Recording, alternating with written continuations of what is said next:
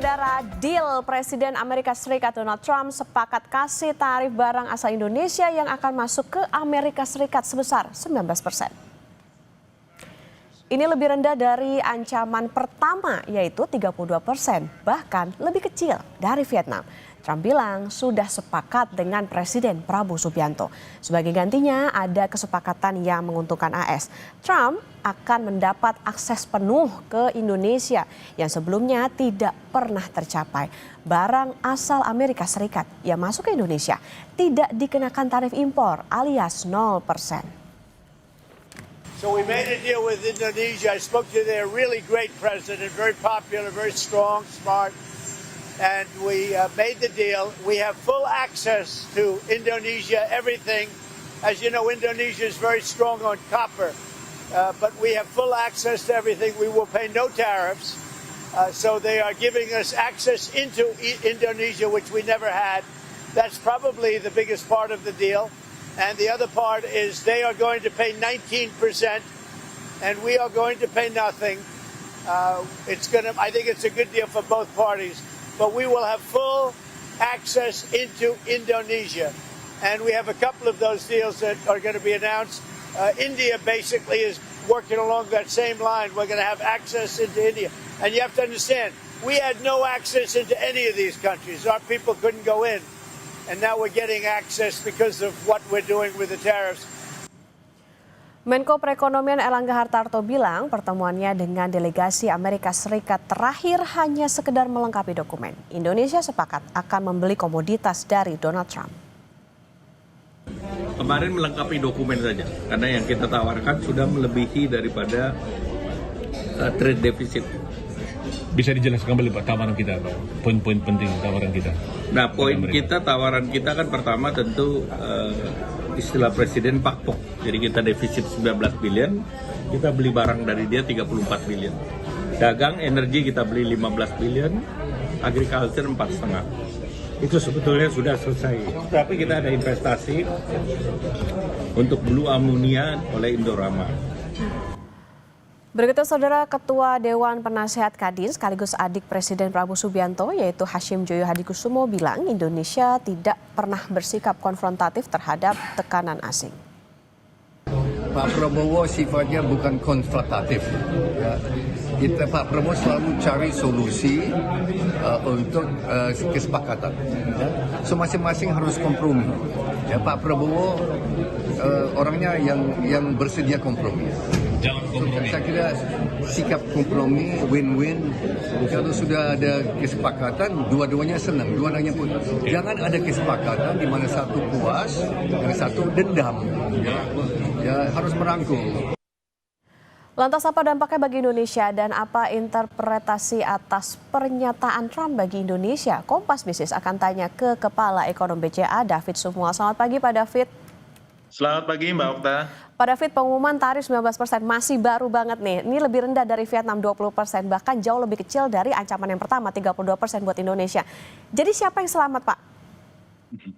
Ya ini good news sebenarnya ya, karena kan kita tadinya 32% Mbak Okta ya. Ini kan berarti dikurangi 13%. Dan di emerging market mungkin kita yang terendah sekarang salah satu ya. Kalau kita lihat Filipina juga rendah 20, 25, Malaysia 25, Vietnam 20%, ya kita bisa lebih rendah, dapat 20%. Dan ini memang kerja-kerja yang kita lakukan itu lumayan efektif ya, kita sampai melakukan juga high level meeting ya dengan Presiden Trump langsung, Pak Prabowo, ini juga kita apresiasi. Dan juga mungkin ada deal-deal lain dan juga negosiasi lain ya dari pebisnis-pebisnis kita.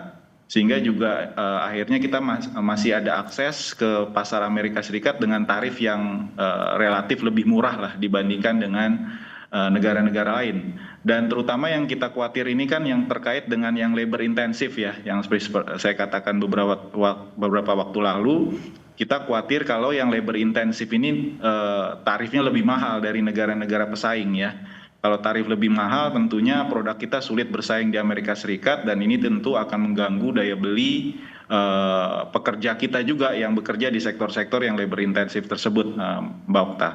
Oke, ini bisa jadi dikatakan sebagai good news. Tapi Pak, ini kalau kita melihat kan kalau dari Amerika Serikat ke sini itu 0%. Ini gimana nih Pak? Ya, sebenarnya negara-negara lain akan ditekan Amerika Serikat ke arah 0% semuanya sebenarnya. Dan seperti Vietnam kan sebenarnya juga produk-produk Amerika Serikat itu 0% ya, dealnya dengan Vietnam misalnya. Dan tentu ini menjadi persoalan misalnya buat negara-negara yang sudah invest ke Indonesia misalnya. Banyak produk ya dari negara Tiongkok, misalnya dari Korea, produk-produk elektronik ya. Ini tentu akan mendapatkan persaingan keras dari produk-produk Amerika yang bisa masuk langsung ke Indonesia tentunya. Dan ini tentunya kita akan melihat ya apakah nanti negara-negara lain yang invest ke Indonesia produk-produknya bisa bersaing dengan produk-produk Amerika Serikat. Kalau ada perbedaan tentu mereka akan mengeluh juga tentunya karena tanpa membuat pabrik di Indonesia Amerika bisa masuk produk-produknya ke Indonesia. Nah, ini yang kita harus pikirkan juga mungkin ke depan bagaimana menarik investor Amerika juga pada akhirnya bisa invest juga ke Indonesia karena kan sudah dikasih tarif 0 ya sebenarnya dan full akses ke market Indonesia. Oke, jangan cuma. Kalau dari sisi surplus perdagangannya sebenarnya ini hanya trade diversion aja. Jadi tadinya kita import dari migas misalnya atau pesawat atau gandum misalnya dari negara-negara lain. Nah, ini sekarang kita alihkan ke Amerika Serikat. Jadi dari sisi neraca dagang sebenarnya tidak berubah, tapi yang kita inginkan sebenarnya lebih banyak lagi produk kita yang masuk ke pasar Amerika karena tarif kita bisa lebih rendah dari negara-negara yang lain, Mbak Okta.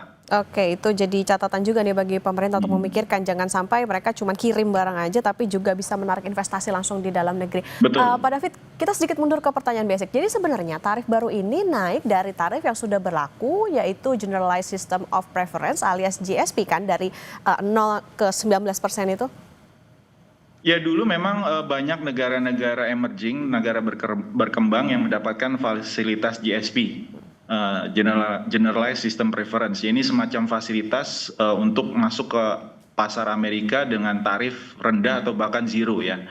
Tapi ini sebenarnya sudah banyak perubahan dan banyak negara yang sudah tidak dapat akses itu lagi. Contohnya Indonesia sebenarnya sejak akhir 2020 itu kita sudah berakhir fasilitas GSP-nya dan ini sekarang sebenarnya dalam masa perundingan ya dalam 2-3 tahun terakhir ini dan kita belum mencapai kesepakatan karena belum disetujui oleh parlemennya dari Kongresnya Amerika Serikat ya. Jadi dari DPR-nya Amerika Serikat belum disetujui sampai sekarang. Nah, ini keburu Trump menerapkan tarif ya ke banyak negara. Jadi sebenarnya GSP itu sekarang notabene sebenarnya sudah tidak berlaku karena semua negara juga sudah diberikan tarif ya oleh Trump ya saat ini ya.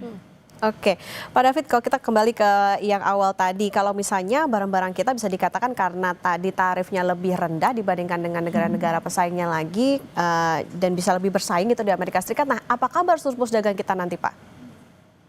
Ya, jadi kita berharap sebenarnya lebih banyak lagi produk-produk kita ya karena tarifnya kan bisa lebih rendah dari negara lain walaupun marginnya nggak besar ya antara 1-10%, tapi itu tetap signifikan lah buat pengusaha untuk meraih akses dan market share ya pangsa pasar di Amerika Serikat ya.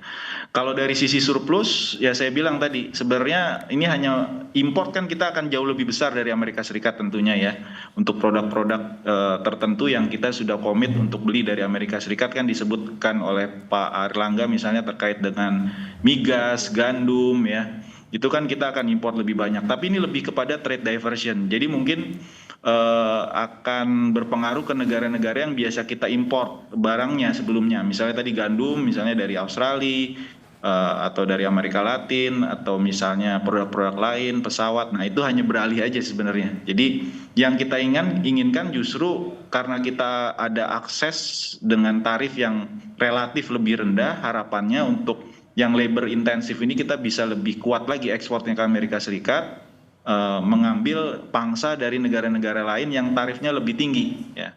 Itu yang kita harapkan. Sambilan juga produk-produk lain nih, diversifikasi produk-produk ekspor kita yang bisa lebih banyak lagi selain yang sudah tradisional seperti perikanan, furniture, tekstil dan alas kaki ini yang tradisional yang memang labor intensif. Kita juga perlu memikirkan produk-produk lain, Mbak Okta.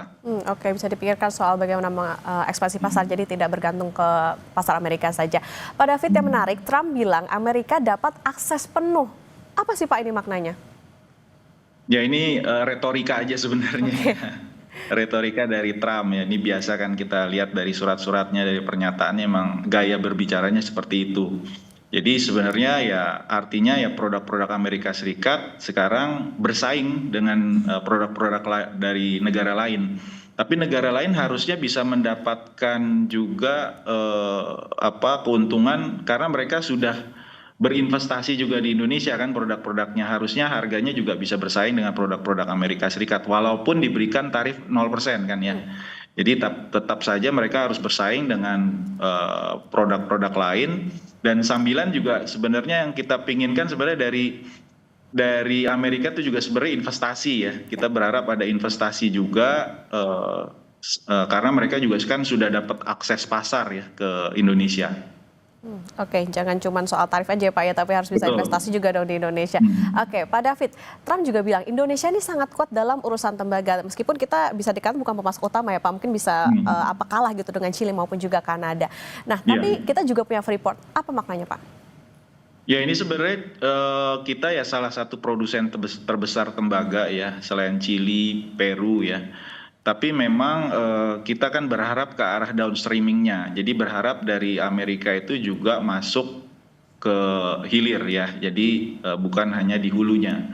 Nah ini sebenarnya kan dari pemerintahan sebelumnya Presiden Joko Widodo dilanjutkan oleh Presiden Prabowo ingin juga melakukan hilirisasi kan terhadap 28 komoditas kita ya, termasuk tembaga ini. Jadi kita berharap nanti turunan-turunan tembaga ini kan produk akhirnya banyak sekali ya.